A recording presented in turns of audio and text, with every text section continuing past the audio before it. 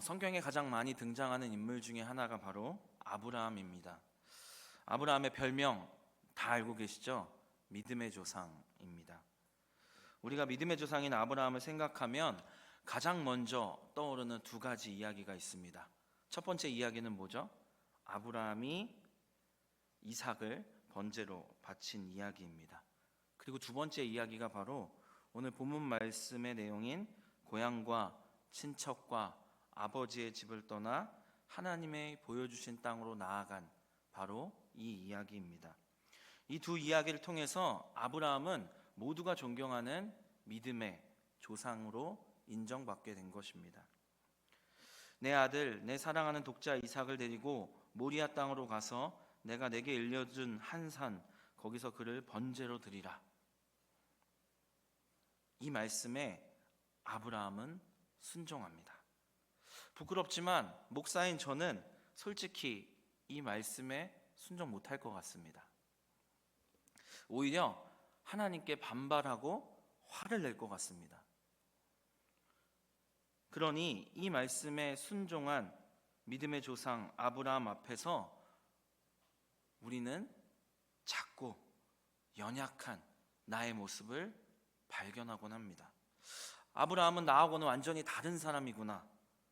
내 믿음은 너무나 작고 연약하다고 생각되어지며 한없이 작아집니다. 그래서 성경의 이야기는, 이 아브라함의 이야기는 나와는 상관없는 이야기라고 생각되기도 합니다. 그런데 사랑하는 대치동교회 가족 여러분, 아브라함 앞에서 또 수많은 성경에 나오는 믿음의 사람들 앞에서 기가 죽고 작아질 필요가 없습니다. 왜냐하면 아브라함뿐 아니라 성경에 나오는 많은 믿음의 사람, 그 사람들의 그 믿음의 이야기는 결국에는 하나님의 한없는 은혜에 관한 이야기입니다. 인간들의 믿음의 역사라고 볼 수도 있지만 사실은 하나님의 위대한 은혜의 역사입니다. 아브라함이 성경에 등장하기 전인 이 창세기 3장부터 11장까지의 이야기는 불순종에서 시작된 인류의 실패 역사입니다. 불순종으로 인한 인류의 실패 역사를 잘 보여주는 말씀이 창세기 11장 9절의 말씀입니다. 우리 창세기 11장 9절의 말씀을 함께 읽겠습니다. 시작. 여호와께서 거기서 온 땅의 언어를 혼잡하게 하셨음이니라. 여호와께서 거기서 그들을 온 지면에 흩으셨더라. 아멘. 여기서 주목해서 볼 말씀은 여호와께서 거기서 그들을 온 지면에 흩으셨더라. 바로 이 말씀입니다. 하나님께서 왜 온 땅의 언어를 혼잡하게 하시고 그들을 온 지면에 흩어버리셨을까요? 하나님께 불순종함으로 타락한 이 인류의 실패 역사를 끝내려고 하신 것입니다. 하나님께서는 온 세상 우주 만물과 함께 사람을 창조하셨습니다. 사람을 창조하신 하나님께서는 이렇게 말씀하셨죠. 보시기에 심히 좋았다. 하나님께서는 사람을 하나님 안에서 살아가야 할 존재로, 하나님 안에서만 완전해질 수 있는 존재로 창조하셨습니다. 바로 하나님의 형상을 따라 사람을 창조하셨습니다. 사람이 하나님의 형상대로 창조되었다는 말씀의 의미는 사람이 하나님의 형상대로 창조되었다는 이 말씀의 의미는 하나님의 성품의 영향을 받아 창조되었다라는 의미와 함께 영이신 하나님과 교제할 수 있는 영적인 존재로 창조되었다라는 의미입니다. 사람은 하나님 안에서 하나님과 교제하며 살아갈 수밖에 없는 존재입니다. 하나님이 그렇게 창조하셨습니다.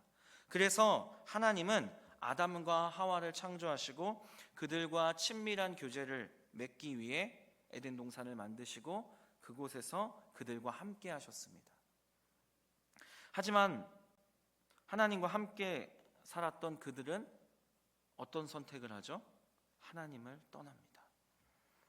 원래 하나님과 함께 살았던 그때 사람은 부족함도 없었고 죽지도 않는 존재였습니다.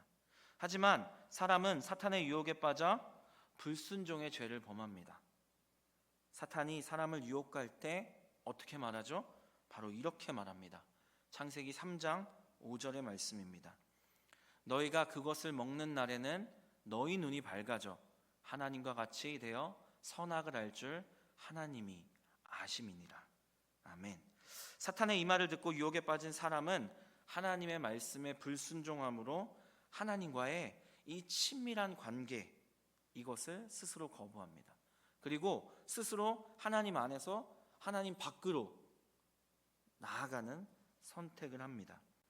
하나님과 함께할 때 부족함도 없었고 죽지도 않았는데, 그런 은혜의 삶을 살았는데 하나님과 같이 되기를 바라는 이 교만과 탐욕으로 결국 인간은 결핍과 죽음의 형벌을 받는 죄인이 되었습니다.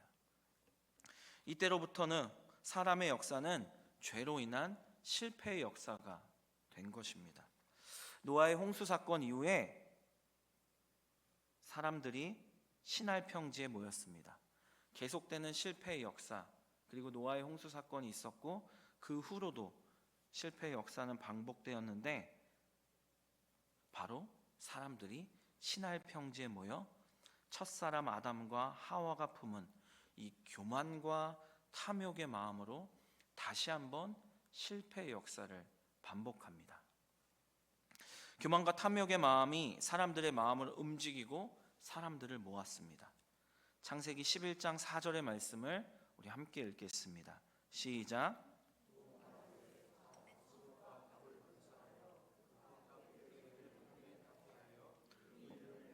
온 지면에 흩어짐을 면하자 하였더니. 아멘. 창세기 11장 3절과 4절의 말씀을 보시면 같은 표현으로 시작하는 것을 알 수 있습니다. 3절은 이렇게 시작합니다. 서로 말하되 자. 4절은 또 말하되 자. 여기서 서로 말하되 또 말하되는 그리고 그들이 말한다, 이런 뜻입니다. 그리고 3절과 4절에서 반복되는 이 자라는 단어가 중요한데, 3절과 4절이 말하는 이 자는 주자, 놓자, 이런 의미입니다. 그런데 3절과 4절에선 이런 의미로 쓰였습니다. 함께하자, 함께하자. 그러니 3절 말씀과 4절 말씀은 이렇게 시작되는 것입니다. 그리고 그들이 말한다, 함께하자. 그리고 그들이 또 말한다, 함께하자. 무엇을 함께하자고 3절과 4절에서 반복해서 말하고 있는 것입니까? 교만의 탑, 이 바벨을 쌓는 일에 함께하자고 계속해서 말하고 있는 것입니다.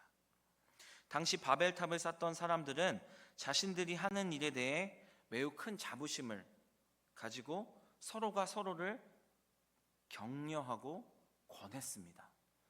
우리 이 일을 함께 합시다. 우리 잘하고 있습니다. 죄가 무서운 이유가 이것 때문입니다. 사탄의 유혹에 빠져 인간을 미혹하는 악한 자들은 다른 사람을 자기가 하는 악한 일에 참여시키려고 합니다. 그래서 상대가 자기와 동료 의식을 갖게 하고 또 하려는 일에 상당한 의미를 부여함으로써 악을 행하는데 죄책감을 느끼지 않도록 미혹합니다. 그들이 모여 서로를 권하며 이렇게 하늘 높이 탑을 쌓으려고 한 이유가 무엇일까요? 세 가지 이유가 있습니다. 첫 번째 이유는 이 탑의 높이만큼 자기들의 이름도 높아질 거라고 생각했기 때문입니다. 하늘에 닿기까지 자기들의 명예를 높이 쌓으려고 탐욕을 품은 것입니다. 내가 하나님처럼 되겠다는 교만, 나도 하나님처럼 되어서 내 이름을 높이겠다는 탐욕, 내가 하나님처럼 될 수 있다는 이 어리석음이 바벨탑을 건축하게 한 것입니다.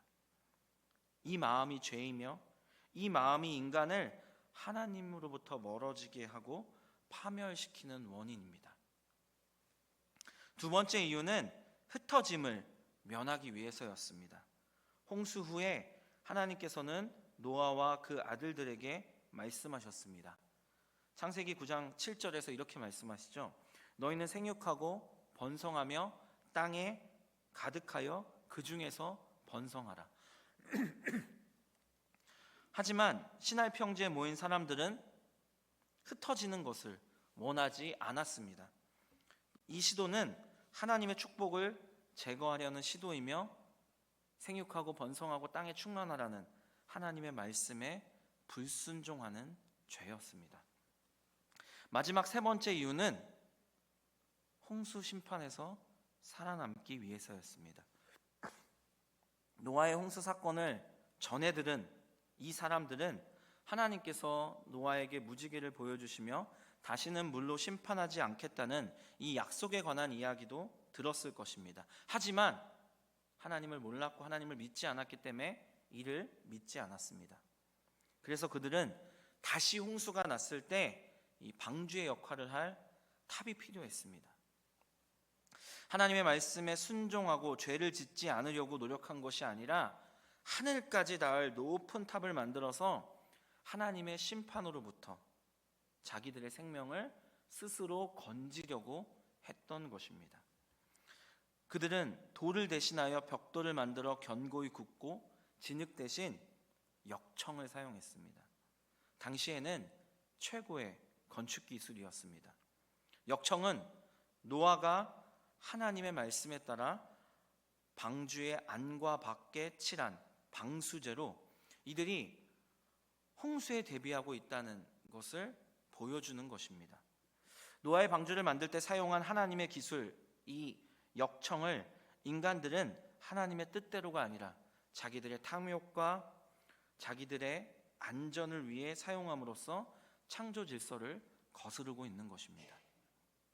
사람들은 자기들의 이름을 높이고 자기들의 번영과 안전을 위해 이 바벨탑을 건축한 것입니다.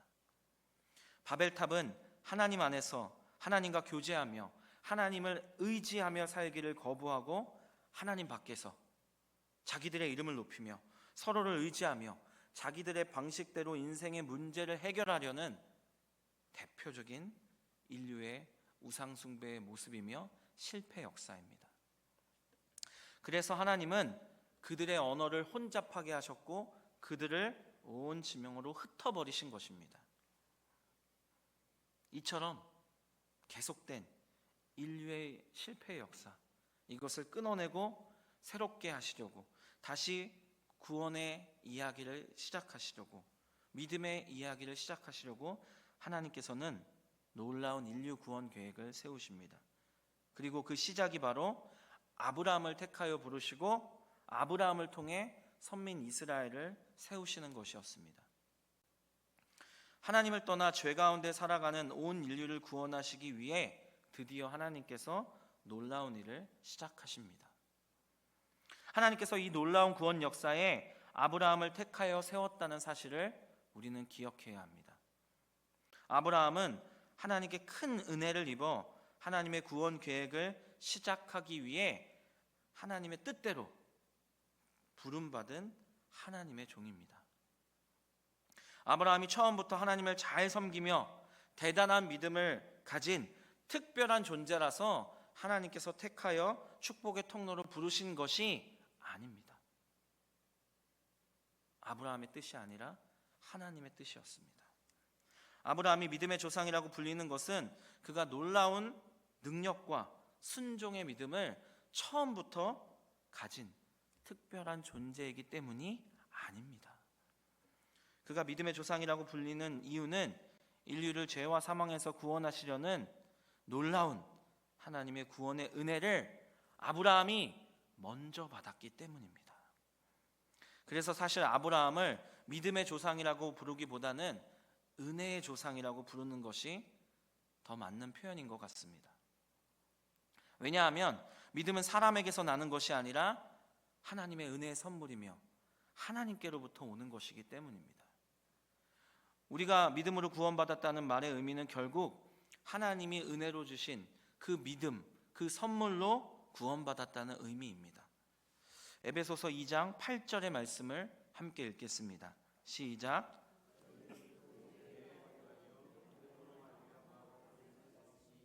이것은 너희에게서 난 것이 아니요 하나님의 선물이라. 아멘. 이 아브라함의 삶을 조금 더 깊이 살펴보면 아브라함을 왜 은혜의 조상이라고 불러야 하는지 공감하실 수 있을 것입니다. 오늘 본문 말씀인 창세기 12장 1절을 보시면 하나님께서 아브라함을 부르시며 이렇게 말씀하시죠. 너는 너의 고향 친척과 아버지의 집을 떠나 내가 내게 보여줄 땅으로 가라. 그리고 2절과 3절에서는 하나님께서 또 이렇게 말씀하십니다. 내가 너로 큰 민족을 이루고 내게 복을 주어 내 이름을 창대하게 하리니 너는 복이 될 것이다. 그리고 너를 축복하는 자에게 내가 복을 내리고 너를 저주하는 자에게 내가 저주하리니 땅의 모든 족속이 너로 말미암아 복을 얻을 것이다. 이렇게 약속하셨습니다. 아브라함이 대체 누구이기에 하나님께서 아브라함을 택하여 부르시고 이렇게 놀라운 복의 약속을 주시는 걸까요? 아브라함의 삶을 살펴봅시다. 사실 아브라함은 처음부터 하나님을 믿던 사람이 아닙니다. 아브라함은 다른 신들을 섬기던 우상숭배자였습니다. 여호수아 24장 2절 말씀을 보시기 바랍니다. 여호수아가 모든 백성에게 이르되 이스라엘의 하나님 여호와께서 이같이 말씀하시기를 옛적에 너희의 조상들 곧 아브라함의 아버지 나홀의 아버지 데라가 강 저쪽에 거주하여 다른 신들을 섬겼으나, 이 말씀을 읽어보면 아브라함의 아버지 데라가 이방 신들을 섬겼음은 확실히 알 수 있습니다. 그런데 아브라함은 하나님을 섬겼는지 다른 신들을 섬겼는지 정확히 알 수는 없습니다. 그럼 데라의 아들 아브라함은 유프라테스 강 저쪽에 거주할 때 하나님을 섬겼을까요? 다른 신들을 섬겼을까요? 근데 2절 말씀을 자세히 보시면 이런 표현이 나옵니다. 너희의 조상들, 너희의 조상들. 이 복수 표현이 나옵니다. 이 여호수아의 설교를 듣는 이스라엘 백성들의 조상 누구죠? 데라뿐만 아니라 아브라함이 바로 그들이 말하는 조상입니다. 그리고 2절의 마지막 단어를 보면 이렇게 표현됩니다. 다른 신들을 섬겼으나. 섬겼으나 어떤 의미입니까? 앞의 내용과 뒤의 내용이 상반될 때 쓰는 표현입니다. 그리고 여호수아 24장 3절을 보시면 정확히 알 수 있습니다. 함께 여호수아 24장 3절 말씀을 읽겠습니다. 시작. 내가 너희의 조상 아브라함을 강 저쪽에서 이끌어내어 가나안 온 땅에 두루 행하게 하고 그의 씨를 번성하게 하려고 그에게 이삭을 주었으며. 아멘. 2절에 날아오는 너희의 조상들이 누구라고요? 너희의 조상 아브라함이라는 것입니다. 무슨 말입니까? 너희의 조상들이 강 저편에서 다른 신들을 섬겼으나 내가 너희의 조상 아브라함을 이끌어내었다는 것입니다. 즉 유프라테스 강 저쪽에서 다른 신들을 섬겼던 아브라함을 하나님께서 이끌어내셨다는 의미가 됩니다. 여호수아 24장 2절과 3절 말씀을 종합해 보면 아브라함은 아버지 데라와 함께 오랜 세월 동안 이방 신들을 섬겼던 우상 숭배자였음을 알 수 있습니다. 그리고 우리는 하나님께서 12장 1절에서 창세기 12장 1절에서 아브라함에게 나타나 아브라함을 부르셨고 아브라함은 믿음으로 즉시 순종했다고 생각합니다. 하지만 아닙니다. 사도행전 7장 2절과 3절과 4절 말씀을 함께 보도록 하겠습니다. 함께 읽겠습니다. 시작. 스데반이 이르되 여러분 부형들이여 들으소서. 우리 조상 아브라함이 하란에 있기 전 메소보다미아에 있을 때에 영광의 하나님이 그에게 보여 이르시되 내 고향과 친척을 떠나 내가 내게 보일 땅으로 가라 하시니 땅을 떠나 하란에 거하다가 그의 아버지가 죽음에 하나님이 그를 거기서 너희 지금 사는 이 땅으로 옮기셨느니라. 아멘. 사도행전 7장에 나오는 스데반 집사님의 설교에 따르면 하나님께서 아브라함을 강 저편 메소포타미아 지역, 즉 갈대아 우르 지역에 살고 있을 때 이미 부르셨다는 것입니다. 창세기 12장 4절에 나오는 것처럼 하란에 있을 때가 아니라 강 저편 갈대아 우르 지역에 살고 있을 때 이미 아브라함에게 나타나서 아브라함을 부르셨다는 것입니다. 너는 너의 고향과 친척과 아버지의 집을 떠나 내가 내게 보여줄 땅으로 가라고 이미 말씀하셨다는 것입니다. 즉 창세기 2장 1절의 말씀은 아브라함이 하란에 있을 때 하나님이 다시 나타나서 말씀하신 것입니다. 이 사실을 느헤미야 9장 7절의 말씀도 증명합니다. 아브라함은 다른 신들을 섬기던 사람이었습니다. 그래서 처음 하나님께서 자기에게 나타나사 내 고향과 친척과 아버지의 집을 떠나 내가 내게 보여줄 땅으로 가라고 말씀하실 때 두려웠을 것입니다. 무엇을 해야 할지 알지 못했을 것입니다. 그런데 어쨌든 종교심이 있었던 신을 섬기는 사람이었기 때문에 고민하다 고향과 친척을 떠나 혼자 하나님께 나아갈 믿음은 없었지만 결국 아버지 데라와 상의했을 것이고, 아버지 데라는 아브라함에게 나타났다는 이 여호와라는 신의 이야기를 듣고 아마도 종교심이 있었기 때문에 그 신의 말을 무시할 수가 없어서 그럼 벌을 받을까 봐 가족들을 이끌고 아브라함이 중심이 아니라 데라가 중심이 되어서 갈대아 우르르 땅을 떠나 가나안 땅으로 가려고 했을 것입니다. 그래서 아브라함이 아니라 데라가 중심이 되어 창세기 11장 31절과 32절의 기록처럼 가나안 땅으로 가고자 했으나 긴 여행에 지쳐 또는 어떠한 이유로 더 이상 갈 자신이 없어 하란에 이르러 거기서 거류했던 것으로 보입니다. 그리고 그곳에서 데라는 죽었습니다. 그리고 아버지 데라가 죽은 후 하나님께서는 다시 아브라함에게 나타나셔서 말씀하신 것입니다. 너의 고향과 친척과 아버지의 집을 떠나 내가 내게 보여줄 땅으로 가라. 그리고 아브라함은 그제야 하나님의 말씀을 따라 가나안 땅으로 간 것입니다. 아브라함은 처음부터 대단한 믿음을 가지고 있는 사람이 아니었습니다. 하나님 아닌 다른 신들을 섬기는 우상 숭배자였고 하나님의 부르심에 즉시 순종하여 고향과 친척과 아버지 집을 떠난 믿음의 사람도 아니었습니다. 하지만 히브리서 11장 8절의 말씀은 아브라함을 믿음의 조상이라고 평가하고 믿음으로 하나님을 따라 나아갔다고 말합니다. 히브리서 11장 8절의 말씀입니다. 믿음으로 아브라함은 부르심을 받았을 때에 순종하여 장래의 유업으로 받을 땅에 나아갈새 갈 바를 알지 못하고 나아갔으며. 아멘. 왜 히브리서는 믿음의 사람처럼 보이지 않는 이 아브라함의 선택을 믿음이라고 증언할까요? 과연 성경이 말하는 믿음이 무엇이길래 이 아브라함의 선택을 믿음이라고 말하는 것일까요? 믿음은 사람의 역사가 아니라 하나님의 역사입니다. 교만하고 탐욕스럽고 연약한 사람을 구원하시는 하나님의 일하심, 하나님의 놀라운 계획, 그게 믿음입니다.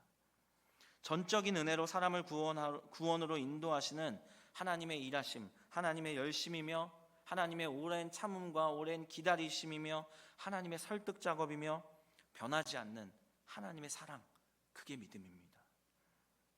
우상 숭배자요, 하나님을 알지 못하는 자요, 불순종했던 아브라함이 순종의 사람, 믿음의 조상이 될 수 있었던 것은 오직 하나님의 은혜 때문입니다. 사랑하는 대치동교회 가족 여러분, 지금 내 믿음이 아브라함처럼 대단하지 못하고 연약하다고 해서 기가 죽거나 작아지거나 좌절할 필요가 없습니다. 하나님 안에서 하나님을 소망하시면 됩니다. 하나님의 은혜를 사모하시면 됩니다. 오늘도 하나님은 내 안에서 변함없는 은혜로 끊임없이 연약하고 부족한 우리들을 흔들리지 않도록 굳건히 붙잡고 계십니다. 어떨 때는 기쁨과 감사로, 어떨 때는 오래 참으심으로, 또 다른 때는 고난으로 가나안 땅으로 가야 한다고 열심히 우리를 설득하고 계십니다. 이런 하나님의 일하심 때문에 우리는 갈 바를 알지 못하고 나아갈 수 있고, 말도 안 되지만 가장 사랑하는 독자도 하나님께 드릴 수 있는 믿음의 사람으로 성숙해 가는 것입니다. 결국에 아브라함은 위대한 믿음의 사람이 되었습니다. 하지만 아브라함의 믿음은 하나님께서 은혜로 주신 선물이며 하나님의 은혜의 역사이며 하나님께서 자라게 하신 것입니다. 하나님의 주권에 의해 부르심을 받아 하나님의 일하심으로 인해 아브라함은 믿음의 조상이 될 수 있었던 것입니다. 이것은 오직 하나님의 은혜로만 설명이 가능합니다. 그렇게 아브라함은 하나님의 놀라운 구원의 은혜를 우리보다 먼저 경험한 은혜의 조상인 것입니다. 사랑하는 대치동교회 가족 여러분, 우리는 하나님과 사람 앞에서 우리의 믿음을 자랑할 수 없습니다. 우리의 행위가 아니라 오직 하나님의 은혜로 우리는 구원받았고 오늘을 살고 있기 때문입니다. 하나님이 은혜라는 이름으로 주신 선물인 믿음으로 우리는 구원받았기에 오직 하나님만을 자랑하고 하나님의 일하심을 찬양해야 하는 것입니다. 그래서 죄로 가득한 이 실패의 역사를 끊어내고 하나님 안에서 다시 하나님과 깊은 교제를 하는 그 창조의 때, 그 모습으로 회복되어져 가야 하는 것입니다. 그것이 하나님께서 우리에게 가라고 하신 사명의 길, 가나안으로 가는 길입니다. 우리도 아브라함을 따르는 은혜의 후손이 되어야 합니다.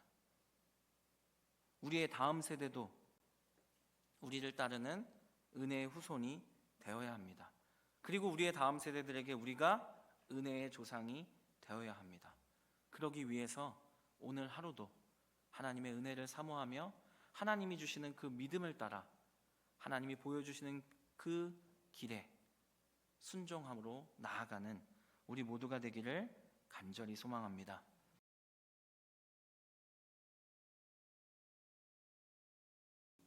지금은 우리의 삶의 유일한 이유가 되시는 우리 주 예수 그리스도의 은혜와 우리를 너무나 사랑하셔서 자기 아들을 버리고 우리를 구원하신 하나님 아버지의 사랑과 이제는 하나님 안에서 하나님의 은혜 가운데 실패의 역사를 끝내고 은혜의 역사를 계속해서 써내려가기로 다짐하는 여기에 머리 숙인 모든 하나님의 사람들 가운데 성령님의 인도하심이 항상 함께 하시기를, 성령님의 교통하심이 항상 함께 하시기를 간절히 축원합니다.